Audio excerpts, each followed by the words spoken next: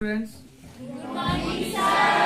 एक जो हम पढ़ रहे हैं पार्ट हमारा ये है प्रस्तुतिकरण, प्रेजेंटेशन। क्या समझना है हमने स्टैटिस्टिक में? Presentation of data. प्रस्तुतिकरण आंकड़ों का। किसका? आंकड़ों का। आंकड़े आप जानते ही हैं कि वो संख्या में होते हैं। क्या होते हैं?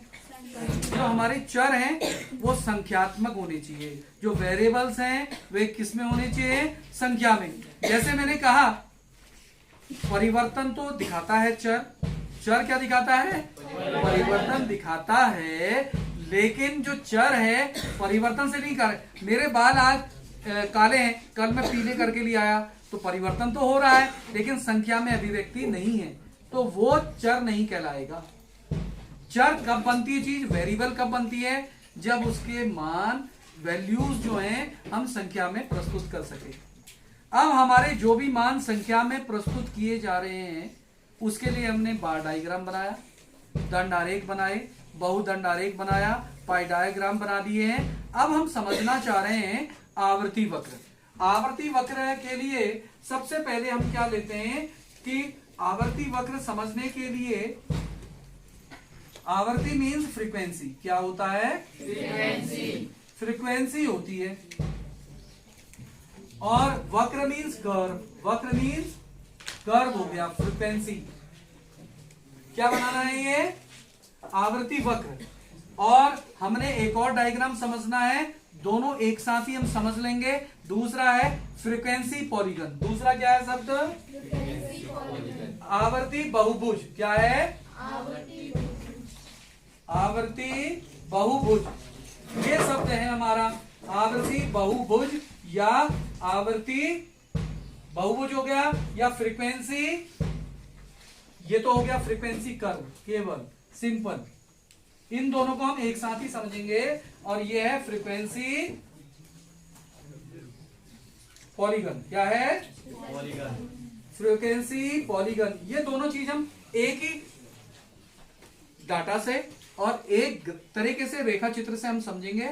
हम चाहें तो उसमें हिस्टोग्राम यानी कि आयत चित्र भी बनाते हुए चलेंगे, क्योंकि ये जो आवर्ती वक्र है वो हिस्टोग्राम भी वैसा ही बनेगा, उसी को मिलाते हुए हम चलेंगे तो हमारे ये दोनों वक्र बनेंगे।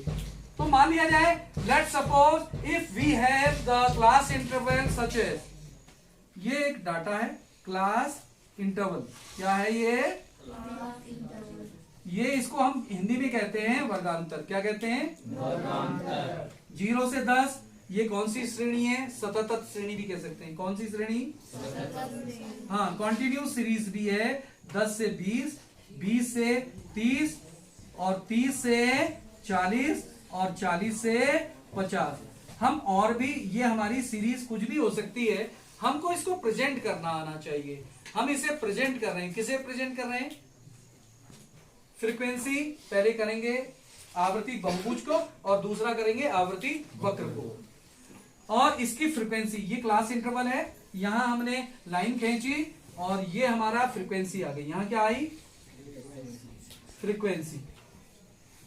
फ्रीक्वेंसी मान लिया जाए यहां है 5, ये है 10, ये है 25, ये है 10 और ये है 5। मान लिया जाए ये हमारा फ्रीक्वेंसी टेबल है, क्योंकि हमने कभी भी ये नहीं कहा कि हमारा जो वक्र बनेगा किससे बनना है। केवल फ्रीक्वेंसी पॉलीगन है, आवर्ती से बनेगा। किससे बनेगा? ये तो क्लास इंटरवल है, हमको इसको रिप्रेजेंट करना है एक ग्राफ में। यही हमारा फ्रीक्वेंसी पॉलीगन होगा, यही हमारा फ्रीक्वेंसी कर्व बनेगा इसी से। अब हम समझने की कोशिश करते हैं आवर्ती वक्र हम कैसे बनाएं।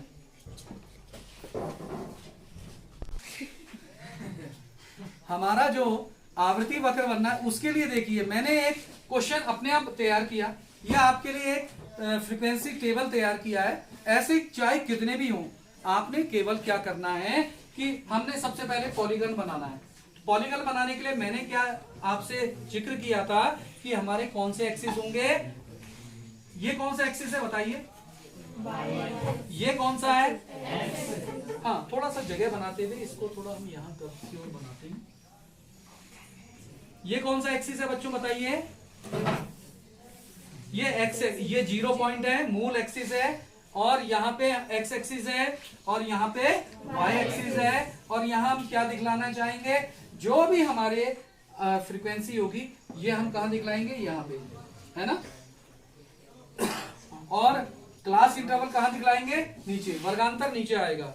तो देखिए 0 पॉइंट ये है, 10 इतनी दूर, फिर 20, फिर 30, फिर 40, फिर 50। तो पहले वाले में 0 से 10 है, और फ्रीक्वेंसी यहां भी बराबर दूरी में हम लेते हैं 5, 10, 15, 20, 25, 30। मान लिया जाए ये जो दूरी है कॉपी में आपकी 1 सेंटीमीटर के बराबर है। कहां? आपकी कॉपी में आपने स्केल से लिया, वो 1 सेंटीमीटर के बराबर है। तो आप क्या लिखेंगे? एक्स एक्सिस में, X axis 1 centimetre equal to कितना? 10। कितना? जो भी चीज है, वो छतरी हो सकती है, वो अर्थशास्त्र में आपके नंबर्स हो सकते हैं, फ्रीक्वेंसी में क्या रिप्रेजेंट कर रहे हैं, वो आपके कितने हैं? 10। उतनी संख्या लिखेंगे। वाई एक्सिस में क्या दिखलाएंगे? 1 सेंटीमीटर इजिकल टू, यहाँ पे जो फ्रीक्वेंसी है वो कुछ भी हो सकती है।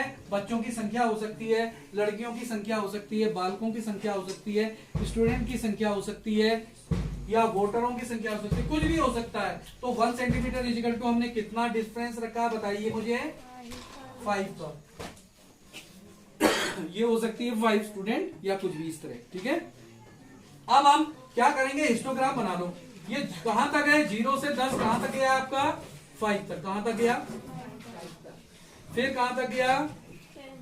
अब यहां से नहीं लेंगे आप, मिलाएंगे। ठीक, यहां से, कहां से? यहां से। फिर 25 कहां तक गया है? ये। फिर कहां है? 10 है। फिर कहां है? 5। हर जो अंतर हो सकता है सभी में। तो अब देखिए, अब आपका एक हिस्टोग्राम बना हुआ है, दंड आरेख नहीं है। आप दंड आरेख में भी इसी को रिप्रेजेंट कर सकते हैं, और हिस्टोग्राम से भी कर सकते हैं। जब हम स्केल के माध्यम से बनाएं तो वो फ्रीक्वेंसी पॉलीगन कहलाएगा। इसके लिए मैंने परिभाषा क्या बना सकते हैं? देखिए, जब हम आवृत्ति को एक्स एक्सिस और वाई एक्सिस में प्रदर्शित करें, और उसे उसकी आवृत्ति के अनुसार बिल्कुल स्केल के माध्यम से मध्य बिंदु को मिलाते हुए तैयार करें जिस चित्र को, वह क्या कहलाएगा? आवृत्ति बहुभुज। लेकिन यही परिभाषा में थोड़ा सा अंतर कर देना है। जब हम आंकड़ों को एक्स एक्सिस और वाई एक्सिस में, विशेषकर फ्रीक्वेंसी को जब हम एक्स एक्सिस वाई एक्सिस में प्रदर्शित करते हैं, और उसको आवृत्ति के अनुसार हस्तरेखा, मुक्त हस्तरेखा यानी कि फ्री हैंड से जब ले जाते हुए चित्र बनाते हैं, तो वो क्या कहलाएगा? आवर्ती वक्र। क्या कहलाएगा? आवर्ती वक्र। अगर हम स्केल की सहायता से मिड पॉइंट मिलाते हुए बनाएं तो वो क्या कहलाएगा? आवर्ती बहुभुज। जैसे देखिए, मिड पॉइंट ये है, यहाँ का मिड पॉइंट है, स्केल की सहायता से मिड पॉइंट को मिलाएंगे तो ये क्या आपका तैयार होगा?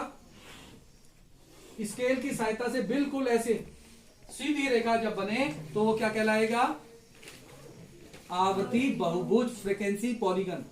लेकिन यही चीज जब आप साधारण हाथ से यूं चलेंगे, बिल्कुल भी देख नहीं रहे, थोड़ा दाएं थोड़ा बाएं भी हो सकता है, मिड पॉइंट के यूं जा रहे हैं, ऐसे ऐसे ले जा रहे हैं, यानी कि फ्री हैंड से ले जा रहे हैं, आपने स्केल का कोई इस्तेमाल नहीं किया, तो यही चीज क्या कहलाएगी? आवर्ती वक्र। अब हम नेक्स्ट चीज समझते हैं कि हमारे पास क्या होता है? ओजाई वक्र होता है। क्या होता है? ओजाई वक्र। क्या, कौन सा वक्र?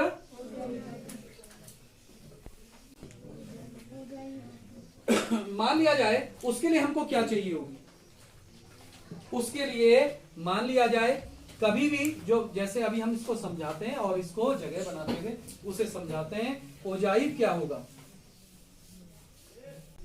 अभी तक जो वर्गांतर पढ़े, ये आप देख रहे हैं बच्चों, 0 से 10 देख रहे हैं ना?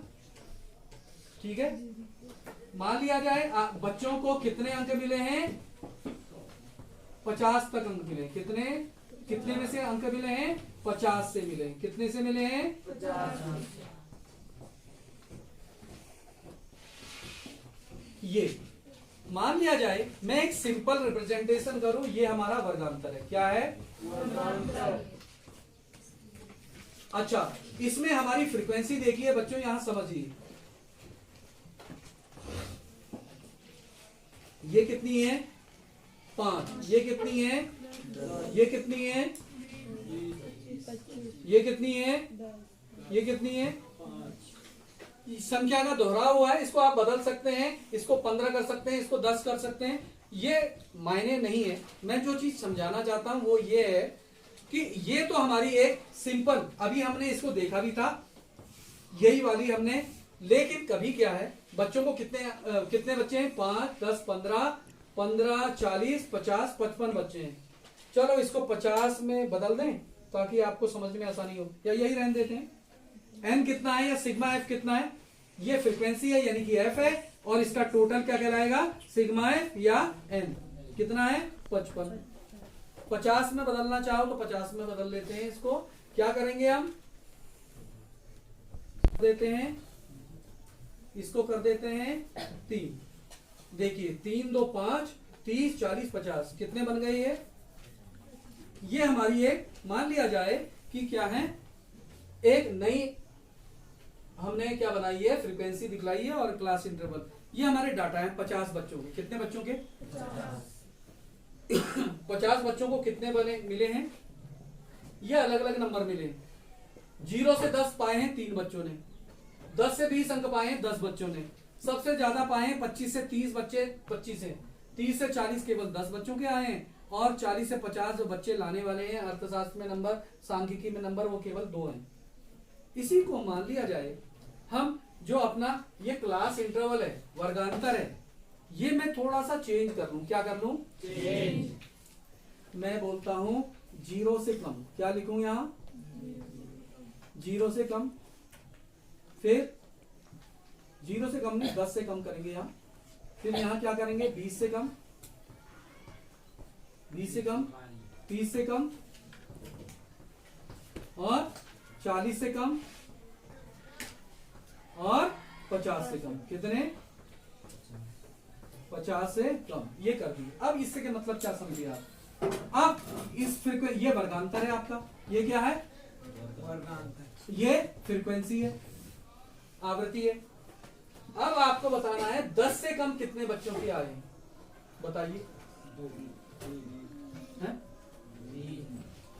10 से कम कितने बच्चों के आए हैं? बताइए। 3। अब मुझे बताइए 20 से कम कितने बच्चों के आए हैं? 2। 10 ये हो गए, 3 ये हो गए, कितने हो गए? 13। अच्छा मुझे बताइए 30 से कम कितने के आए हैं?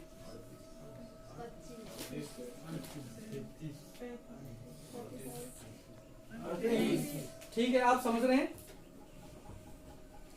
अच्छा अब 40 से कम कितने बच्चों के आए हैं? 40। समझ रहे हैं आप? 50 से कम कितने बच्चों के आए हैं? समझ गए? तो ये हमने क्या देखा? वर्गांतर को से कम में रख के देखा। ये समझ में आई बात? इससे हम कर्व बनाते हैं आपके लिए, और फिर हम समझेंगे से अधिक से, उसका मतलब भी समझेंगे। तो ये हमारे वक्र जो हैं, इसमें मैक्सिमम संख्या कितनी आनी चाहिए? मैक्सिमम संख्या कितनी आनी चाहिए बताइए? X axis, Y axis, 0 point, ये गैप कर लिया। यहां वर्गांतर कितने तक गए हैं बताइए मुझे? 0, 5 या 10 कर लेते हैं, या इसको ऐसा कर लो 5 भी कर लो चाहे तो। 1 2 3 4 5 6 7 8 9 10 बना लेते हैं। ठीक है, 8 9 10, 5 10 15 20 25 30 35 40 45 50 नहीं हो रहा, कर लेते हैं, फिर हम बना लेते हैं 50। ठीक है, ऊपर दिखाते हैं हम इसमें। देखिए ऊपर कितना है फ्रीक्वेंसी कितनी है मैक्सिमम, या क्यूमुलेटिव फ्रीक्वेंसी जो मन की आई मैक्सिमम कितनी है? 50 बच्चे हैं तो 50 है। हम गैप बनाते हैं 5, 10, 15, 20, 25, 30, 35, 40 और बढ़ा लेते हैं इसको 45, 50। ठीक है, ये हमारी क्या है? ओजाई वक्र। क्या है? ओजाई वक्र। तोरण कहते हैं हिंदी में। क्या कहते हैं? ओजाई कर्व या हिंदी में तोरण वक्र। क्या? तोरण वक्र। अब देखिए 30, 25, 20, 15, 10 और 5। ये देखिए ये क्या है? मूल बिंदु क्या है? इधर देखो मूल बिंदु क्या है? 0। यहां से बढ़ा, यहां से बढ़ा। अब आपने क्या करना है? इसको बनाना है। 3 पॉइंट कहां है? 10 से कम में। 10 से कम में 3 पॉइंट कहां है? यहां पे बनेगा कभी आधे में 2.5 और यहां पे 3। पहला बिंदु कहां बना? दूसरा बिंदु 13। 20 से कम में 13 कहां है? ये 20 से कम में 13 यहां पे आएगा 13। तीसरा बिंदु 30 से कम में कहां है? 38 कहां है? अब देखिए 40 से कम में कहां है? 48 कहां है? और 50 से कम में कहां है? 50। तो इसको मिलाने वाला जो ये वक्र बन रहा है यही क्या है? ओजाई वक्र। ये क्या है? ओजाई वक्र। देखिए अब हम पढ़ते एक और तरीके से, वो है से अधिक। क्या? अब इधर देखिए, बिल्कुल ध्यान देखिए, थोड़ी सी देर का कार्य है। ये तो बना से कम पर तोरण वक्र, ओजाई वक्र। अब हमने क्या समझना है? से अधिक पर। देखो यहां पे आप क्या लिख देंगे? कम की जगह क्या लिख देंगे? 10 से अधिक। यहां पे लिखेंगे आप 0 से अधिक। यहां लिखेंगे 10 से अधिक। यहां लिखेंगे 20 से अधिक। यहां लिखेंगे 30 से अधिक। यहां लिखेंगे 40 से अधिक। ये थोड़ा चेंज किया है। 10 से कम लिखने की बजाय क्या लिख दिया? 0 से अधिक, 10 से अधिक, 20 से अधिक, 30 से अधिक। जो अंक है मैक्सिमम कितने हैं? 50। 50 बच्चों को कितने अंक मिले हैं? मैक्सिमम 50 में से नंबर मिले हैं। कितने में से? 50। और बच्चे कितने हैं? 50। देखिए अब मेरी तरफ ध्यान दीजिए। अब फ्रीक्वेंसी में अंतर आएगा। देखो यहां देखिए, थोड़ा सा आप देखेंगे और सावधानी रखेंगे तो आपको बिल्कुल समझ में आ जाएगा ये। अब ये फ्रीक्वेंसी नहीं बनेगी। क्या बनेगी? 0 से अधिक बताइए कितने बच्चे? 0 से अधिक जिनको नंबर मिले हैं बताइए कितने? 50 बच्चे हैं। तो ये फ्रीक्वेंसी आपकी ऐसे बन रही है। 10 से अधिक कितने हैं बताइए?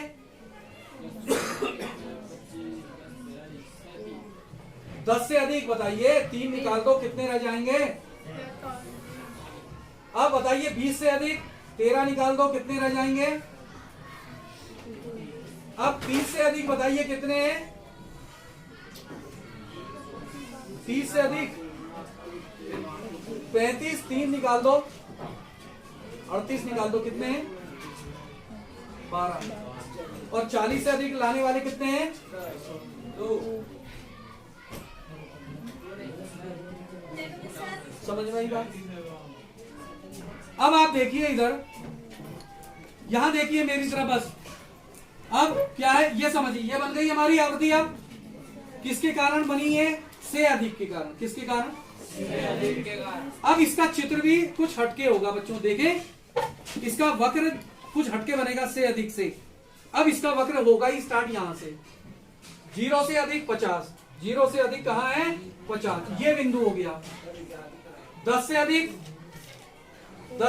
जो मिले हैं जिन बच्चों को, वो कहां है? 47 में। कहां है? ये बिंदु। 20 से अधिक कहां है? 33। 30 से अधिक 12 कहां है? 12 यहां पहुंच गया। और 40 से अधिक केवल 2। ये ओजाई वक्र बना बच्चों। अब इस तरह से अधिक में आपने देखा से कम में हमारे जो भी चित्र बने ऐसे बना वक्र, अधिक से अधिक में इस तरह से वक्र बना। ये आपके क्या थे? ओजाई वक्र। इस तरह से हमने प्रस्तुतिकरण, सांख्यिकी के आंकड़ों के प्रस्तुतिकरण के लिए पाई डायग्राम, पिक्टोग्राफ, ओजाई वक्र, आवर्ती वक्र और आयत चित्र, हिस्टोग्राम, दंडारेख सभी समझ चुके हैं। तो आप इसे बिल्कुल समझ के आगे करेंगे अपनी कॉपी में। थैंक यू, धन्यवाद।